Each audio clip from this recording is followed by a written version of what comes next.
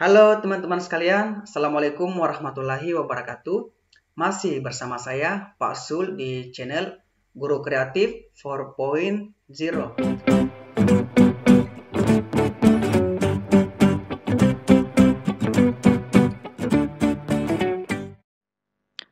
Oke, baik teman-teman sekalian, bismillahirrahmanirrahim. Untuk video kali ini, Bapak Ibu sekalian, kami akan kupas tuntas kompetensi manajerial.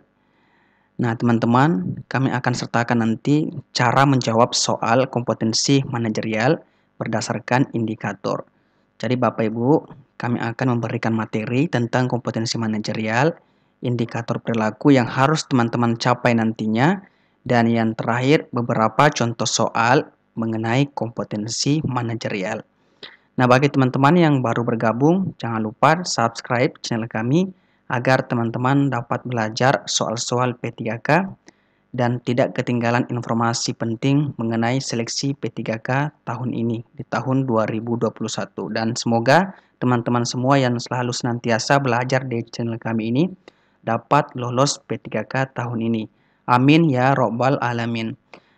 Nah, teman-teman, sebelumnya saya pernah membahas tentang butir soal dari P3K tahun ini.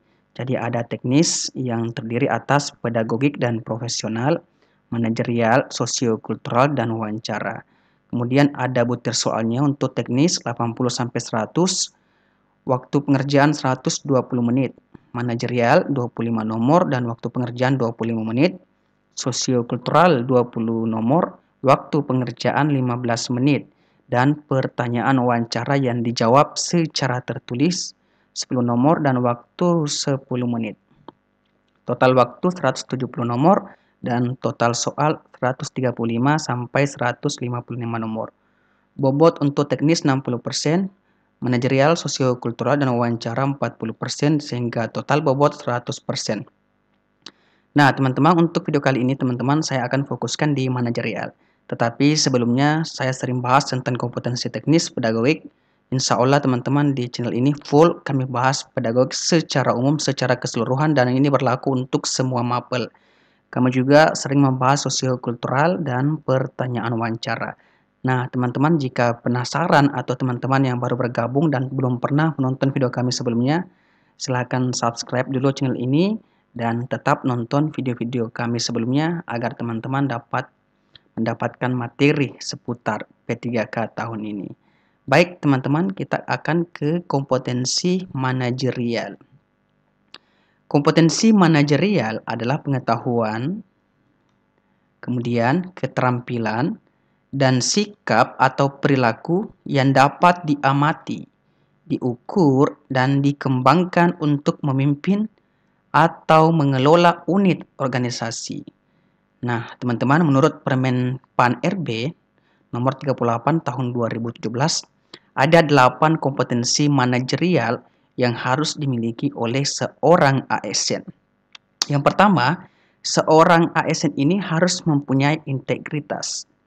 Kemudian, harus bekerja sama, mampu berkomunikasi, berorientasi pada hasil, mampu melayani publik, mampu mengembangkan diri dan orang lain, mampu mengelola perubahan, dan mampu mengambil keputusan. Jadi ada 8 kompetensi yang harus teman-teman kuasai di kompetensi manajerial. Sehingga nanti teman-teman, ketika teman-teman menguasai ke-8 ini, maka teman-teman dapat dengan mudah menjawab soal kompetensi manajerial. Kompetensi manajerial ini merupakan hal yang utama yang harus dimiliki oleh seorang ASN. Kenapa? Karena ini menyangkut kepribadian seseorang. Baik teman-teman, saya akan bahas satu persatu dan saya akan berikan contoh soalnya beserta indikator soalnya. Nah, yang pertama tentang integritas. Kode kompetensinya adalah M1, manajerial 01, kemudian nama kompetensinya adalah integritas. Integritas merupakan konsisten berperilaku selaras dengan nilai. Selaras dengan nilai, dari kata konsisten. Norma dan etika berorganisasi. Dan jujur, ini poin utamanya teman-teman, jujur dalam hubungan dengan manajemen, rekan kerja, bawahan langsung, dan pemangku kepentingan, menciptakan budaya etika tinggi, bertanggung jawab atas tindakan atau keputusan beserta risiko yang menyertainya. Jadi, integritas artinya kita harus konsisten dengan perilaku kita dan itu harus selaras dengan nilai, norma, atau etika organisasi. Kemudian yang kedua, teman-teman, kita harus jujur. Dan yang ketiga, kita harus bertanggung jawab. Itu poin dari integritas. Nah, untuk integritas, ada beberapa indikator, teman-teman, yang harus teman-teman miliki. Karena ini menyangkut kepribadian teman-teman agar teman-teman bisa menjawab soal manajerial dengan benar. Yang pertama, mampu bertindak sesuai nilai, norma, etika organisasi dalam kapasitas pribadi. Jadi ini terlihat dari etika kita. Apakah kita mampu bertindak sesuai dengan nilai atau tidak.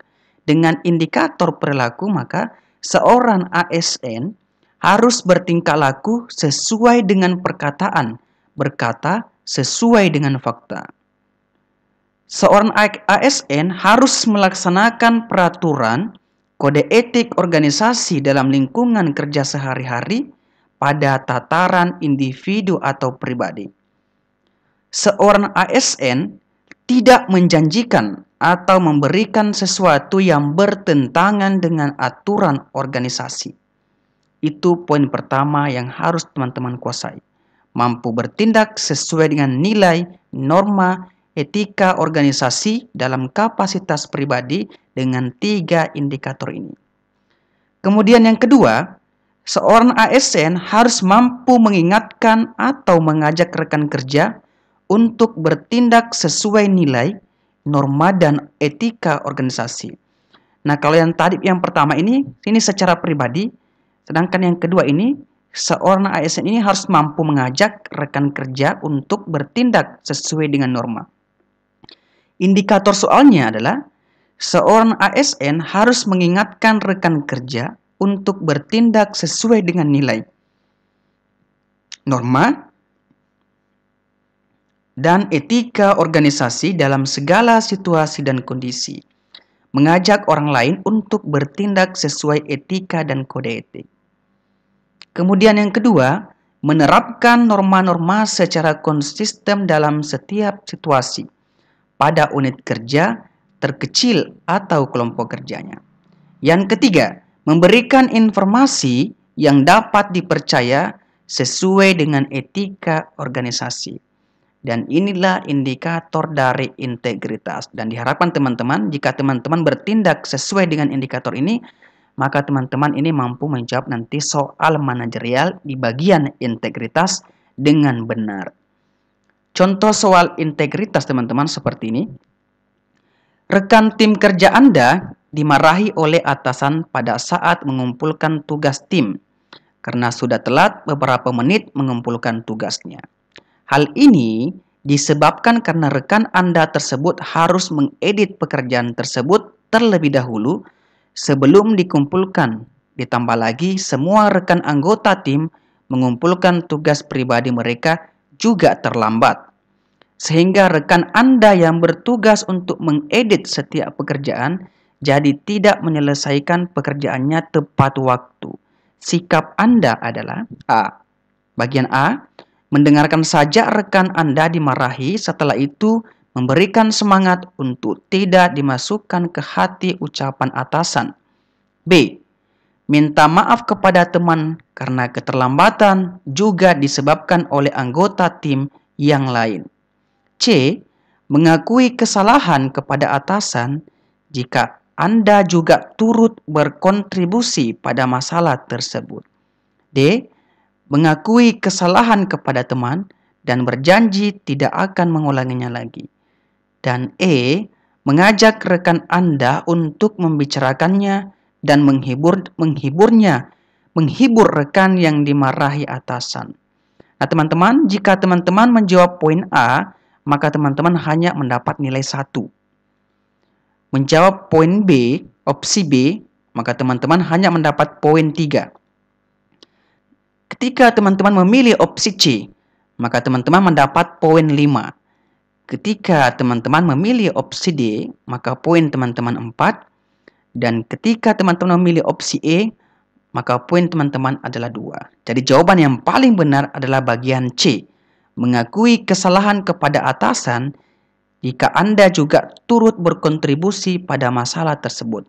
Ini contoh integritas. Kenapa teman-teman? Ingat bahwa seorang ASN harus mampu bertanggung jawab atas tindakan yang diperbuat, berlaku jujur, dan berbicara sesuai dengan fakta, indikator dari integritas. Dan mengakui kesalahan bentuk dari kesadaran diri dan komitmen terhadap peraturan atau etika. Oleh karena itu, teman-teman, poin yang benar di sini adalah bagian C. Oke, jelas ya teman-teman? Ingat, tetap menjawab soal seperti ini berdasarkan indikator soal. Oke, next kita akan ke opsi yang kedua, yakni kerjasama. Nah, kerjasama merupakan kemampuan menjalin, membina, mempertahankan hubungan kerja yang efektif, memiliki komitmen saling membantu dalam penyelesaian tugas, dan mengoptimalkan segala sumber daya untuk mencapai tujuan strategis organisasi. Jadi teman-teman, kemampuan menjalin, membina, dan mempertahankan hubungan kerja yang efektif. Itulah yang disebut dengan kerjasama. Indikator kerjasama yang harus teman-teman kuasai. Yang pertama, seorang ASN harus mampu berpartisipasi dalam kelompok kerja. Dengan indikator, berpartisipasi sebagai anggota tim yang baik, melakukan tugas atau bagiannya, dan mendukung keputusan tim. Kedua, mendengarkan dan menghargai masukan dari orang lain dan memberikan usulan-usulan bagi kepentingan tim. Yang ketiga, mampu menjalin interaksi sosial untuk penyelesaian tugas. Indikator yang kedua yang harus teman-teman kuasai adalah menumbuhkan tim kerja yang partisipatif dan efektif. Yang pertama, teman-teman harus mampu membantu orang lain dalam menyelesaikan tugas-tugas mereka untuk mendukung sasaran tim.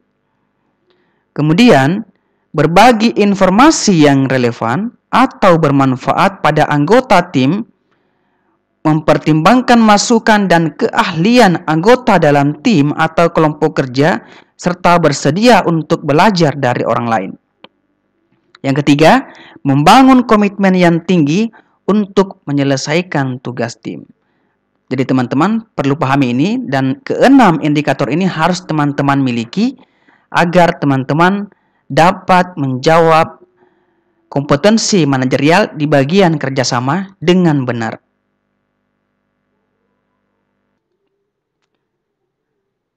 Oke. Contoh soalnya seperti ini teman-teman. Anda mendapatkan tugas untuk menyelesaikan urusan kantor di luar kota dengan beberapa rekan tim lainnya. Karena tugas ini sangat penting bagi kantor, Anda diminta untuk bekerja dengan cermat, cepat, efektif, dan efisien, dan selalu mematuhi SOP yang ada. Namun, ada salah satu dari rekan Anda yang melakukan kesalahan cukup fatal karena tidak bekerja sesuai dengan prosedur yang Anda lakukan adalah A. Mendalami kesalahan yang telah diperbuat teman tersebut. B. Memintanya untuk mempertanggungjawabkan kesalahannya kepada atasan. C. Membicarakannya dengan rekan kerja yang lain untuk mengambil sikap. D. Mengeluarkannya dari tim dan menyuruh bertanggung jawab. Dan E.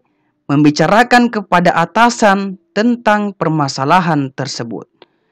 Jika teman-teman memilih opsi A, maka teman-teman hanya mendapat poin 2. Opsi B, 3. Opsi C, 5. Opsi D, 1. Dan opsi E, 4. Jadi poin tertinggi berada di opsi C. Kenapa C, teman-teman, memiliki poin tertinggi?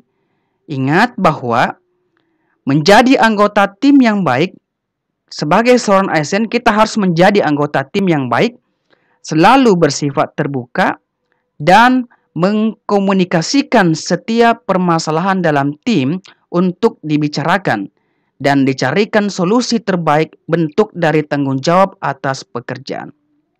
Nah, ini merupakan bagian dari kerjasama tim. Oleh karena itu, poin C merupakan jawaban yang paling benar di soal ini, Bapak Ibu sekalian. Oke, jelas ya Bapak Ibu? Next, kita ke komunikasi. Komunikasi merupakan, jadi ini manajerial yang ketiga, komunikasi. Komunikasi merupakan kemampuan untuk menerangkan pandangan dan gagasan secara jelas, sistematis, disertai argumentasi yang logis dengan cara-cara yang sesuai baik secara lisan maupun tertulis, memastikan pemahaman, mendengarkan secara aktif dan efektif, mempersuasif, meyakinkan, dan membujuk orang lain dalam rangka mencapai tujuan organisasi. Untuk komunikasi, indikator yang harus dicapai adalah yang pertama, seorang ASN harus menyampaikan informasi dengan jelas, lengkap, pemahaman yang sama. Dengan indikator yang pertama, menyampaikan informasi, pikiran atau pendapat dengan jelas, singkat dan tepat dengan menggunakan cara atau media yang sesuai dan mengikuti alur yang logis. Yang kedua, memastikan pemahaman yang sama atas instruksi yang diterima. Yang ketiga, mampu melaksanakan kegiatan surat-menyurat sesuai tata naskah organisasi. Ini untuk indikator yang pertama. Kemudian yang kedua, deskripsi yang kedua, aktif menjalankan komunikasi secara formal dan informal, bersedia mendengarkan orang lain, menginterpretasikan pesan dengan respon yang sesuai, mampu menyusun materi presentasi, pidato, naskah, laporan, dan lain-lain. Dengan indikator yang pertama, menggunakan gaya komunikasi informal untuk meningkatkan hubungan profesional. Yang kedua, mendengarkan pihak lain secara aktif, menangkap dan menginterpretasikan pesan-pesan dari orang lain, serta memberikan respon yang sesuai. Yang ketiga, membuat materi presentasi, pidato, draft naskah, laporan, dan lain-lain sesuai dengan arahan pimpinan. Jadi teman-teman, ada 6 indikator yang harus teman-teman kuasai agar teman-teman bisa lulus di komunikasi. Contoh soal seperti ini Bapak Ibu. Anda sedang melakukan diskusi dengan rekan kerja divisi Anda. Kemudian ketika diskusi berlangsung, ada seorang rekan kerja Anda yang mengusulkan sebuah ide yang menurutnya sangat baik. Namun, menurut Anda hal tersebut berisiko besar jika tetap dilakukan. Sikap Anda adalah A. Diam saja dan mengikuti semua gagasannya demi menghindari konflik. B. Memintanya untuk memberikan gagasan yang lebih realistis dan resikonya kecil. C. Mendengarkan ide yang teman Anda usulkan dengan baik dan memberikan solusi atas ide tersebut serta memberikan ide lain jika diperlukan. D. Memintanya untuk memikirkan kembali gagasan yang diusulkan. Dan E. Keluar dari ruang diskusi dan memberitahukan kepada atasan. Jika teman-teman memilih opsi A sebagai jawaban teman-teman, maka poin teman-teman hanya 2, opsi B 3, opsi C 5, opsi D 4, dan opsi E 1. Sorry teman-teman, opsi E adalah 1. Kenapa C teman-teman mendapatkan opsi yang paling banyak? Ingat, Karena mendengarkan pihak lain secara aktif, menangkap dan menginterpretasikan pesan-pesan dari orang lain, serta memberikan respon yang sesuai. Ini sesuai dengan indikator dari komunikasi. Oleh karena itu, C merupakan mendengarkan ide yang teman Anda usulkan, kemudian memberikan solusi, serta memberikan ide lain. Di soal ini, opsi yang mendapat nilai poin paling tinggi adalah bagian C, dan ini sesuai dari indikator dari komunikasi. Next, teman-teman, selanjutnya manajerial yang keempat adalah orientasi pada hasil. Yang dimaksud dengan orientasi pada hasil adalah kemampuan mempertahankan komitmen pribadi yang tinggi untuk menyelesaikan tugas, dapat diandalkan, bertanggung jawab, mampu secara sistematis mengidentifikasi risiko dan peluang dengan memperhatikan keterhubungan antara perencanaan dan hasil untuk keberhasilan organisasi. Kata kuncinya adalah komitmen pribadi demi keberhasilan sebuah organisasi. Untuk orientasi pada hasil, indikator yang harus dikuasai yang pertama adalah bertanggung jawab untuk memenuhi standar kerja. Dengan indikator menyelesaikan tugas dengan tuntas dan dapat diandalkan. Bekerja dengan teliti dan hati-hati guna meminimalkan kesalahan dengan mengacu pada SOP, standar kualitas. Bersedia menerima masukan, mengikuti contoh cara bekerja yang lebih efektif, efisien di lingkungan kerjanya. Indikator yang kedua, berupaya meningkatkan hasil kerja pribadi yang lebih tinggi dari standar yang ditetapkan. Mencari, mencoba metode alternatif untuk peningkatan kinerja.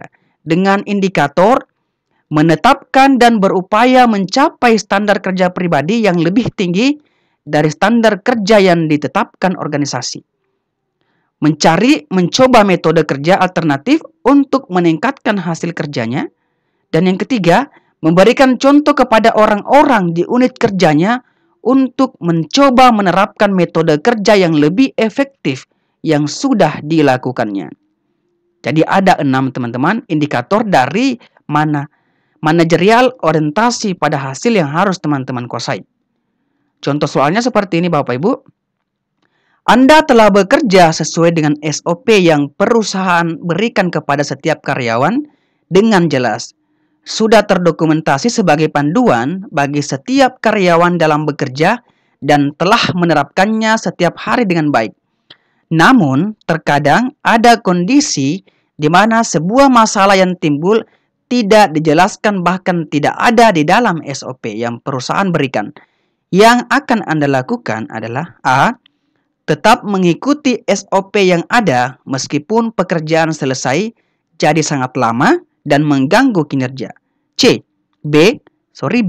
Meminta bantuan kepada rekan karyawan yang lain untuk dicarikan solusi terbaik.